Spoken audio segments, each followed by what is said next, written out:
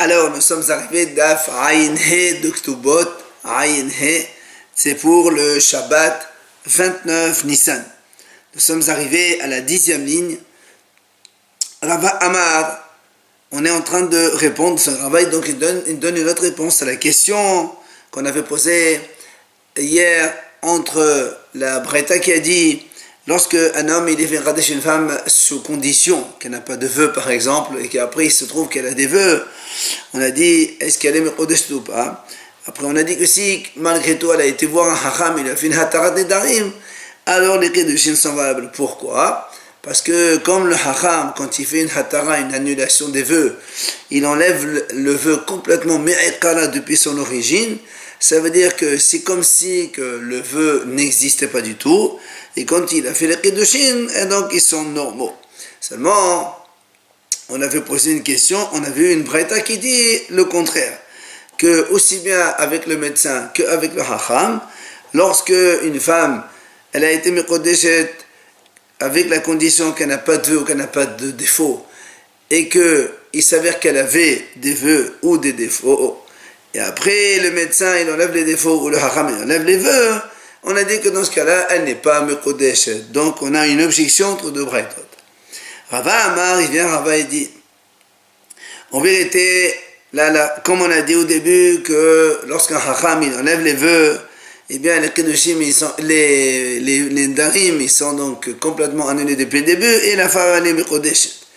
Alors pourquoi dans la deuxième braïta on a dit qu'elle n'est pas mekodeshet? On parle d'un cas, Rava Amar, hachab isha hashuva askenan, de amar la nehale de tzad beqrovoteha.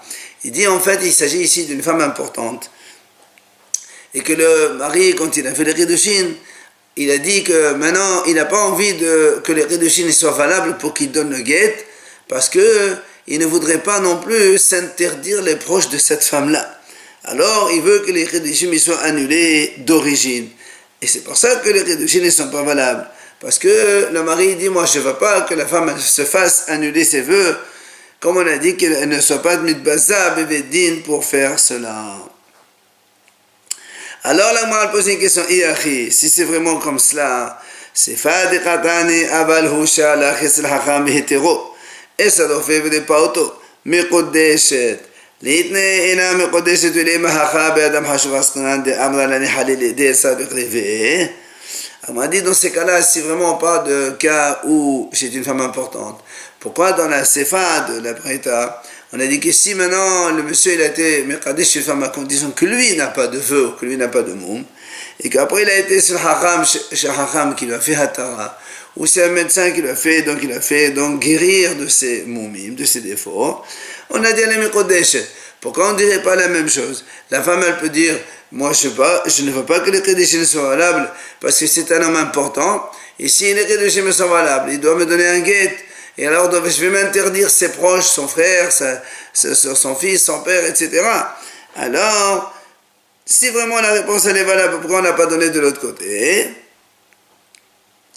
Alors on m'a dit non, c'est pas du tout la même chose. Pourquoi? Parce qu'une femme, qu'importe le mari, elle accepterait, alors que le monsieur, lui, peut donc choisir et vouloir donc l'une ou l'autre. Pourquoi? Parce que Rishakish, il a dit ce fameux principe, Tav le metav tando, men le metav almelo. Pour une femme, c'est mieux d'être à deux, quel que soit le mari, plutôt que d'être seul. D'ailleurs, à ce propos, Abaye Amad, même si une femme a un mari qui est nain, il est petit comme une mouche, eh bien, elle se mettrait une chaise parmi ses amis des princesses pour dire, voilà, moi aussi, je suis mariée. Quel que soit donc le mari. Ah, papa, il a donné notre image. Amad et Nafsa Gavra Tekriye Besefe Baba Vitetiv. Même si une femme a un mari qui a un travail qui sent mauvais, eh bien, elle se mettrait toujours devant la porte de sa maison pour l'attendre et dire, voilà, ça c'est mon mari. Enfin, Rabashi Ahmad, Khalsa Gavra la Ba'et la Fhin Qadra. Rabashi dit, même si une femme elle est mariée avec quelqu'un de pas bien, eh bien, et qu'elle n'a même pas besoin de lui demander pour avoir un plat de lentilles, alors elle se vante d'avoir quand même ce mari-là. Tana v'chonan mezanot v'etolot beba'alehen. La Gemara conclut à propos de ces cas-là quand même que toutes ces femmes-là, en fait, même si elles sont fières d'avoir un tel mari, mais en fait elles vont avoir des relations avec d'autres messieurs et elles font le znout donc sous leur mari. On a dit dans la Mishnah, dans la suite, Kol momin sheposin. On a dit que si un homme il fait Kiddushin à une femme sous condition qu'elle n'a pas de défaut physique et qu'après elle l'est, les Kiddushin ne sont pas valables. Et on a dit, c'est quoi les moumines, les défauts? C'est toute la liste des moumines, des défauts qui sont écrits dans la Masechet Bechorot à propos des Kohanim. C'est les mêmes que ceux qu'on va donc de donner chez les femmes. Tana, la Bratal dit, on a rajouté sur la liste des défauts des Kohanim les 3 défauts suivants. Si il se trouve chez la femme, l'homme peut divorcer de sa femme. Zera, c'est la transpiration. Shoma, c'est une verrue. Et Re'ahapé, c'est la mauvaise haleine de la bouche. Alors la Ma'adi Behane Bechane la comment tu dis on les a rajoutés? Pourquoi ces défauts-là n'existaient pas dans les Kohanim? Pourtant, Ve'atnan, il y a une Mishnah qui dit à propos des Kohanim, Hazaken Ve'achole Ve'amezuham, le vieux ou le malade ou Mezuham, donc ils ne sont pas bons. Et tout cela, ça fait partie des défauts. Et donc, quand on dit ils ne sont pas bons, ça inclut la laine de la bouche, ça inclut la transpiration. Outnan, il a Mishnah a dit à ce propos, Moumin, Elo, ces défauts-là, Ben Kouarin Be'an Avrim, Psolin Ba'adam. Donc, ces défauts-là, qu'ils soient provisoires ou définitifs, ils ne sont pas sous chez l'homme. Donc, tu vois bien qu'ils sont déjà décrits chez les Kohanim. Alors, pourquoi tu dis on a rajouté chez la femme? Ces défauts, ils sont déjà cités. Amar Rabbi Yosef bar Rabbi Hanina, la Kasha, il a dit Rabbi Yosef, le fils de Rabbi Hanina, c'est pas une question. Pourquoi? Kan Beza, en vérité, Kan Beza, Shena, en vérité. Donc, dans un cas, on parle, donc là-bas, c'est une Zera en vérité. Et ici, on parle que c'est une transpiration qui passe avec, en se lavant. Et là, on parle de transpiration qui ne passe pas. C'est la différence entre les deux. Ravashi Amar, Ravashi dit comment? C'est pas une question. Pourquoi? Zera Mezuham Kalamid. Tu es en train de m'objecter la transpiration avec Mezuham. Ça n'a rien à voir. Pourquoi? Chez les Kohanim, quand quelqu'un il a une grande transpiration, il peut l'enlever par, il dit ici, par donc du vinaigre. Et même si le Kohen il a une mauvaise haleine, il peut pendant le service mettre un poivron donc dans sa bouche, comme ça enlève cette mauvaise haleine. Aval Gabi Isha, la Efsha. Mais chez la femme, il ne peut pas faire ça tout le temps. Donc il ne peut pas vivre avec une femme de cette façon. Donc ce n'est pas du tout donc contradictoire. Après la Gemara, elle s'attarde sur ce 3e point. Haïshuma, quand on a dit la verrue aussi, c'est un défaut supplémentaire qu'on a rajouté chez la femme. Et Khidami a commencé. Et des Basar, Hachapasla. Et de la Basar, Ishamak de la Hi, Hachapasla, Ishamak Tanaï, Hachapasla.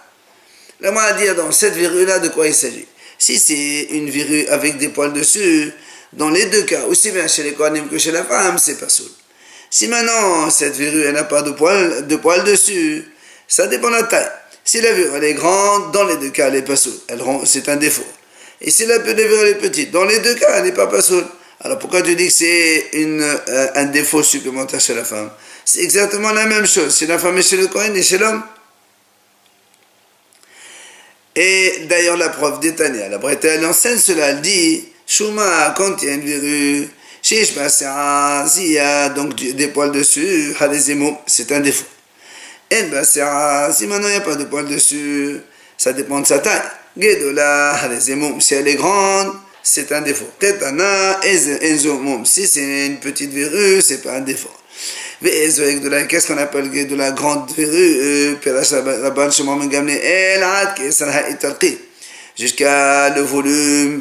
Jusqu'au volume donc d'un issa. C'est à peu près 2 cm. Donc, comment tu rajoutes ce mot Shuma, le défaut de la verrue, alors donc que c'est identique pour l'homme et la femme? Alors la Gemara répond, c'est parce que cette verrue-là, elle se trouve sur son front, sur le front de la femme. Alors la Gemara dit comment? Si elle est sur le front de la femme, c'est que le Hatan, il a déjà vu avant de la fête de Mikadeshota, et donc il a accepté. Qu'est-ce qu'il vient maintenant? Il se plaint. Amar la papa, il a dit à papa,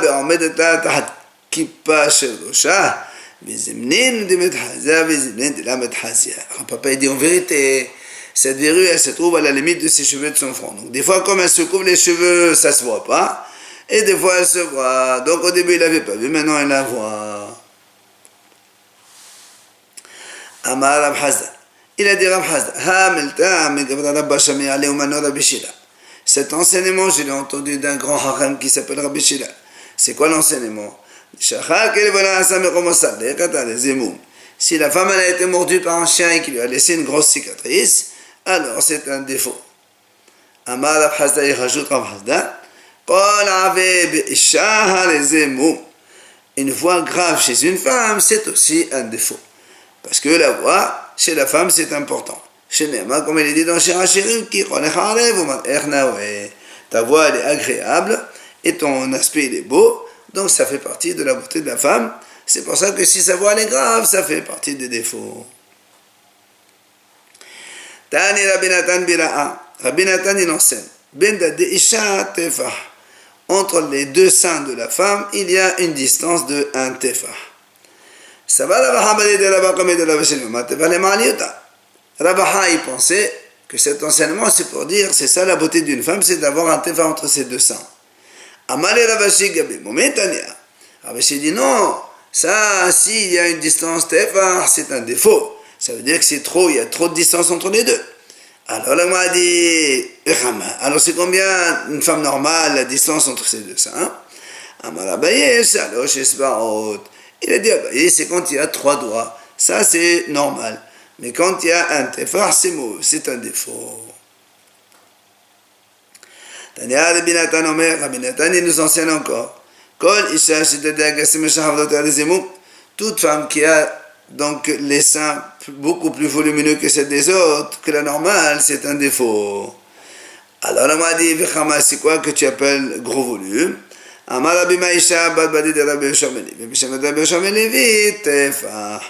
il a dit Rabbi Maïcha, le fils de Rabbi Yoshameli, au nom de son père, le petit-fils, Badbadi, il a dit, c'est quand il dépasse de 1 tefah, si donc il dépasse de 8 à 10 cm de plus que les autres, c'est un défaut. Alors elle m'a dit, elle pose une question, ça existe aussi comme ça? Alors elle répond oui, c'est vrai. Comme de Amar Rabba Barhana, il a dit là-bas, il a dit, moi j'ai vu une bédouine, une femme, qui a pris son sein, elle a remonté sur ses épaules, elle l'a mis derrière, et elle a donné à son bébé pour téter. Et comme on a parlé de Rabbi Maïcha, on ramène ici une petite agada, c'est marqué dans le pasuk aussi, on y amat ish vi ish yulad bah vehu echonaneh ha'ilyon, dans Tehillim, et le pasuk qui dit comme ça, vers Sion, la ville de Sion vers Israël, on dira ish vi ish yulad bah, donc tout le monde est né dedans. Vehu echonaneh ha'ilyon, et Hachem va la mettre au sommet plus loin, c'est-à-dire dans les temps futurs. Rabbi Maïcha bah ben Rabbi Yoshameli dit,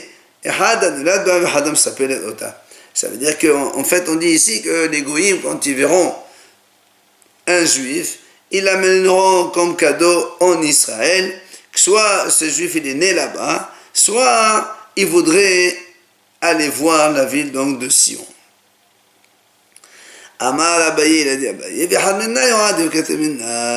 Abaye dit, un hacham qui est d'Israël, il est meilleur que 2 de chez nous de Bavel. Amar Rabba, il a dit Rabba, v'had minnan, un parmi nous, c'est-à-dire de Bavel, qui s'alerte les hatam quand il va en Israël, Adif que temenahu, et qu'il étudie en Israël, là-bas, après il devient meilleur que deux parmi eux là-bas en Israël.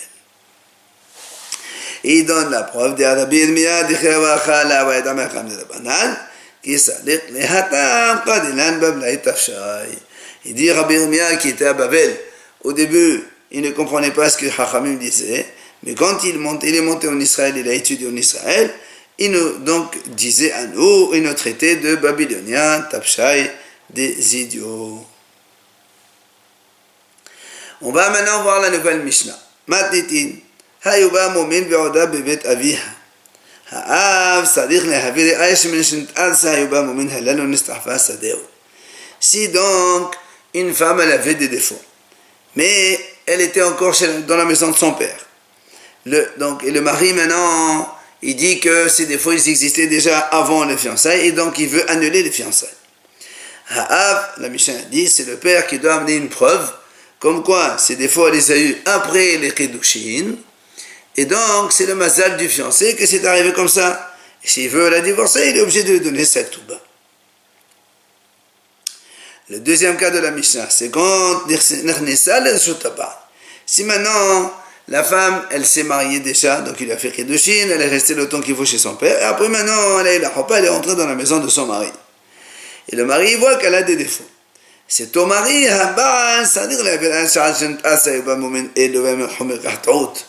c'est au mari d'amener la preuve que ces défauts existaient avant ses fiançailles et annuler le mariage. Donc il y a une différence lorsque la fille elle est chez son père ou lorsqu'elle est chez son mari. Si la fille elle est chez son père, c'est au père d'amener la preuve comme quoi ces défauts sont arrivés après fiançailles. Comme cela, elle peut donc prendre sa ktouba. Et de l'autre côté, quand elle est avec son mari déjà, c'est au mari d'amener la preuve comme quoi ces défauts ils existaient bien avant les fiançailles pour qu'il la renvoie sans lui donner sa ktouba. Divrei Rabbi Meir, c'est Rabbi Meir qui est donc l'auteur de ces idées-là. Bien les Hachamim, omrim, bamed v'amorim, bemomen shebaset. Cela, on parle seulement des défauts qui sont cachés. Mais si les défauts ils sont extérieurs, ils sont apparents et visibles, alors là, le Hatan, il ne peut rien dire. Le fiancé, il ne peut rien dire. Puisqu'il a été Mekadeshota, c'est qu'il a vu ces défauts-là, il ne peut pas dire « je ne savais pas ». Si maintenant il y a un bain dans la ville, même les défauts cachés, il ne peut plus réclamer. Pourquoi? Dit la Mishnah, parce que Hatan, avant de fiancer quelqu'un, il demande à sa mère ou à ses sœurs que quand elles vont au bain, elles regardent cette fille-là si elle n'a pas de défauts, oui ou non. Et donc, même pour les défauts cachés, normalement, il est censé les connaître.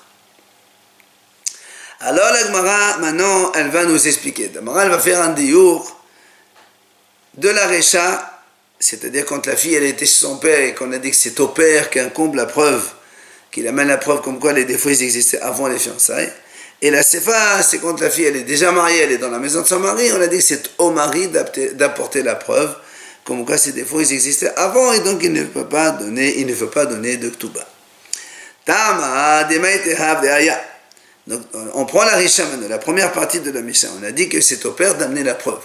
Alors, on m'a dit, donc, la raison.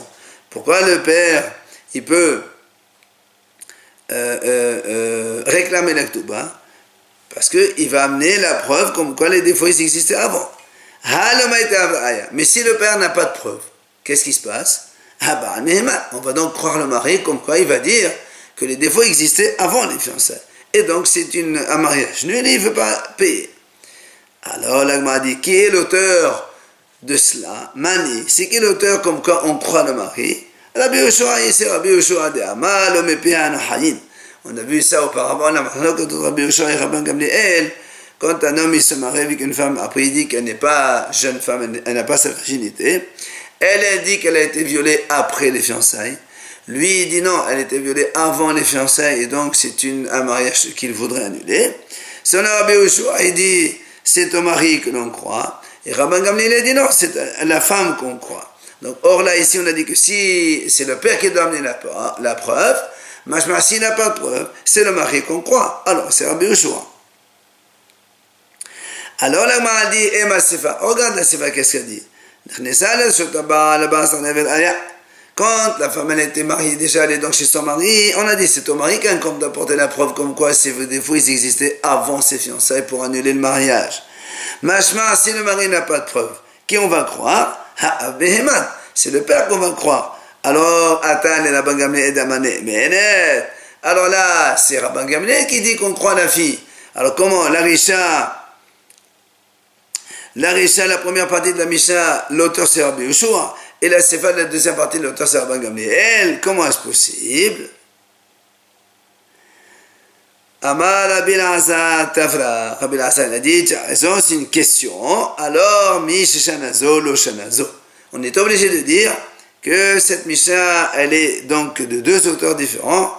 C'est soit Rabbi Yoshua, donc c'est Rabbi Yoshua qui a enseigné la Recha seul, et Rabban Gamliel, il était l'auteur de la Sefa seul. Amar Rava. Alors, Rava, il vient maintenant faire un diour, une nuance sur la vie de Rabbi Yoshua. Ça veut dire, quand Rabbi Yoshua il a dit l'homme il a dit on ne croit pas à la femme. Ça veut dire pour lui, il n'y a pas hazakat agouf. Ce qu'on appelle hazakat agouf, ça veut dire que normalement une fille quand elle se marie, elle est en bonne santé, elle n'a pas de défaut et tout cela. Et Rabbi Yoshua lui il dit non, puisqu'il a dit qu'au cas où le père n'apporte pas la preuve, on croit le mari. Ça veut dire qu'il n'y a plus de hazakat agouf. On n'a plus de cette hazakat probabilité que la femme elle était en bonne santé et qu'elle n'avait rien du tout au début du mariage. C'est pour ça que Rava il dit ne crois pas ne crois pas que Rabbi Yoshua il ne pense pas du tout que cette hazaka du gouf existe comme on le voit ici chez nous dans notre cas. Elle en vérité qu'il a Rabbi Yoshua bat hazaka du gouf et dit hazaka de mamona abal hechad il est hazaka de mamona azil Rabbi Yoshua bat hazaka de gouf. Il dit Rava en fait quand est-ce que Rabbi Yoshua il ne tient pas compte de la hazaka du gouf? C'est parce que comme chez nous ici, il y a la hazaka de la femme, c'est vrai, qui donc quand elle se marie normalement elle est en bonne santé et tout est bon, mais à côté on a aussi la hazaka de mammon, c'est-à-dire que le mari il a de l'argent, qui est celui le prix de la ktuba. C'est seulement parce qu'il y a une hazaka contre hazaka de gouf que Rabbi Yoshua il dit que la hazaka de gouf elle n'est pas valable. Mais s'il y a une hazaka de gouf toute seule, même Rabbi Yoshua il est d'accord que la hazaka, il y a une hazaka de gouf, ça existe cette notion de le gouf intègre d'une femme normalement, comme on voit la majorité des gens, ça marche. Et la Gemara nous ramène ici la preuve d'Etania. Comme on voit la preuve, c'est marqué, Ditnan, en fait c'est une Mishnah dans les Ngaïm là-bas.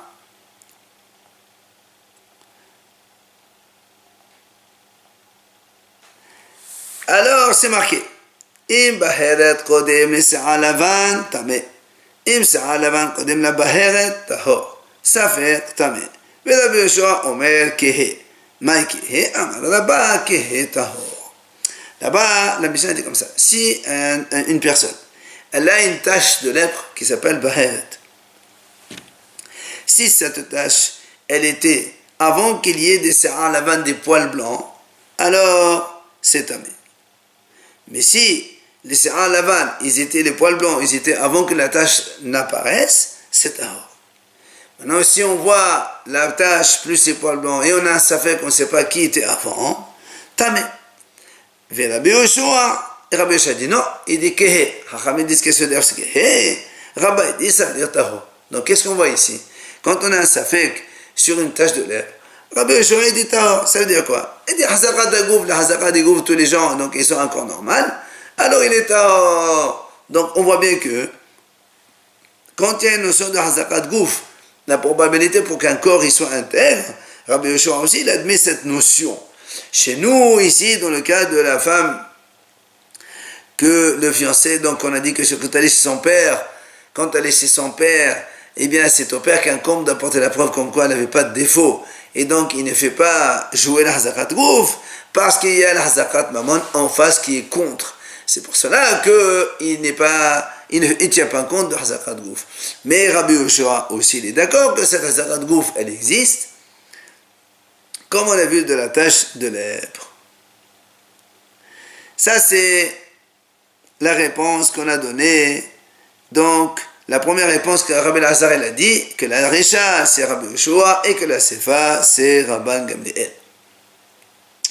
Rava Amar, Rava il dit, on peut dire, les Olam, que la Mishnah, elle est toute comme Rabban Gamliel. C'est-à-dire, on croit toujours la fin. Seulement, ici, il y a une différence. Pourquoi? Recha, kanem se'of rechan hayu. Sefa, nami, kanem se'of rechan hayu. Rava il dit, tu sais pourquoi cette Mishnah, elle est, on va dire comme ça, contradictoire. Mais elle n'est pas contradictoire. On a dit que c'est Rabban Gamliel qui est l'auteur de tout cela. Que normalement, la Hazaka du Gouf l'emporte sur Zakat Mammon. C'est-à-dire que même si Zakat Mammon, c'est Zakat Gouf qui compte. Et normalement, quand la fille, elle était sans père, on aurait dû dire que c'est ton mari aussi d'apporter la preuve. Dans les deux cas, c'est la même chose. Seulement ici, pourquoi on ne dit pas cela? Parce que Rabba, il dit comme ça. Aussi bien dans la Recha que dans la Sefa, on dit Kanem Seo Veranayu. C'est-à-dire, là où tu as trouvé les défauts, c'est là où ils sont nés. Dans le cas où elle était sans père, il y a des défauts chez son père, c'est qu'ils existaient déjà depuis avant. Si maintenant les défauts, on les a vus quand elle était chez son mari déjà, on va dire aussi la même chose, c'est là-bas où ils sont nés, donc c'est là-bas où ils ont existé depuis avant. Donc on comprend maintenant la différence. Dans la Recha, comme la fille elle était sans père, et que les défauts ils étaient là-bas, on dit donc c'est là où ils ont commencé, donc c'est à lui d'apporter la preuve, comme quoi elle les a eus après.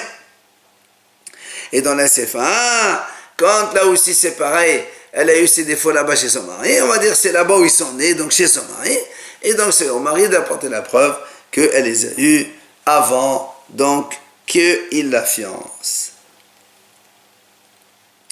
Alors, était Abaye. Abaye, il objecte contre Rava. Il lui dit, pourtant, on a vu dans la Mishnah, c'est marqué, Nirnesa al-Sultaba, al-Habas, al-Averes, She'ad, Shelotet Alis-Ayuba Mumin, Elu, Ve'emechom Ekachtot. עד שלא תתארס אין, משתתארס לה והמי, למה כאן נמסעו וכאן היו. La Gemara dit, pourtant, Abaye, l'objecte contre Abaye, dit, toi tu as dit la notion que quand on a un défaut quelque part, c'est là où il était, c'est là où il est né. Pourtant, nous on a vu que lorsque la femme elle était mariée, et donc il y a des défauts là-bas, on a dit c'est ton mari d'apporter la preuve, comme quoi les défauts existaient avant les fiançailles pour annuler son mariage. Qu'est-ce qu'on voit dans la Mishnah? Donc on a dit le mari doit apporter la preuve comme quoi les défauts existaient avant les fiançailles. Mais si il apporte le mari des preuves comme quoi elle avait des défauts après les fiançailles, mais qu'elle était encore chez son père, qu'est-ce qu'on va dire? Là, c'est-à-dire, il ne peut plus dire que le mariage est annulé. Pourtant, puisque nous on a dit, s'il apporte des preuves comme quoi les défauts existaient avant le mariage, là il peut annuler le mariage. Mais si il ne peut pas apporter des preuves comme quoi les défauts existaient avant les fiançailles, et il apporte des témoins comme quoi, des preuves comme quoi les défauts existaient après les fiançailles, mais qu'elle était encore chez son père, donc il ne peut plus rien dire. Pourtant, toi, Rava, tu as dit, d'après toi, comme la fille elle est encore chez son père, on va dire que là on a trouvé les défauts, c'est là où ils ont existé depuis le début, et donc normalement le mariage aussi est annulé, donc la Mishnah elle est contre toi. Amalé, Rava il lui répond, c'est pas du tout la même chose. Pourquoi? Mishinet Asa, parce que s'il apporte des preuves comme quoi elle a eu des défauts après qu'elle était fiancée, parce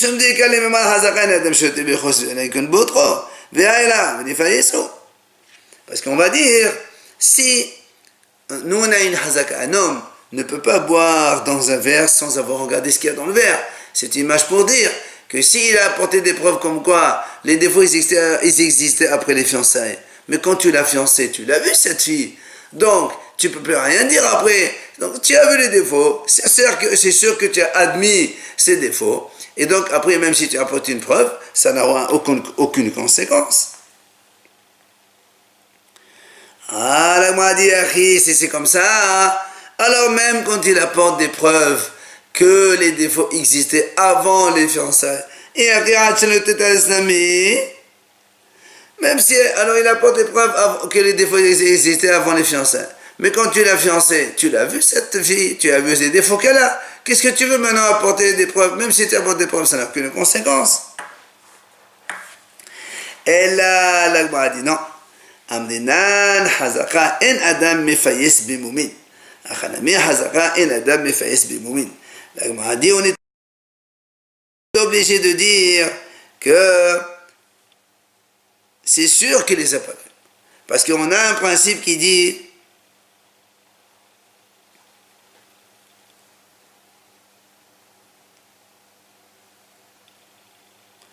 un homme ne peut pas dire j'ai vu et j'étais d'accord. Il ne peut pas dire j'ai vu et j'étais d'accord. Donc, s'il a été fiancé, c'est sûr qu'il ne les a pas vus. Alors, là aussi c'est pareil, c'est qu'il ne les a pas vus. Et là, l'agma a dit, tu sais pourquoi ici c'est différent? Parce que quand il a déjà été fiancé,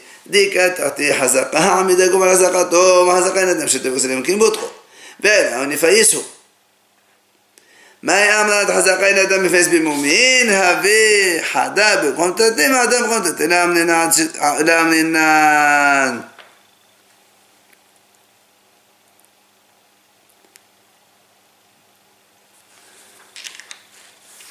alors l'agma a dit en vérité il y a une différence quand elle était fiancée ou qu'elle n'était pas fiancée. Et l'agma a dit la différence c'est quoi? C'est que quand elle était fiancée déjà, il y a deux hazakot. La première hazaka, c'est que on laisse le gouffre al hazakato, c'est-à-dire que le gouffre de la fille, il était intègre. La deuxième hazaka, c'est qu'on a dit que quand un homme, il a fiancé une femme, c'est sûr qu'il a vu les défauts et qu'il a accepté. Ah, tu vas me dire, mais on a dit tout à l'heure qu'un homme, il ne peut pas accepter des défauts, même s'il les voit. Et on a dit, dans ces cas-là, ça fait une hazaka. Contre deux, c'est pour ça, là-bas, Meshenita, ça dit qu'elle a été fiancée, le mari ne peut plus rien dire.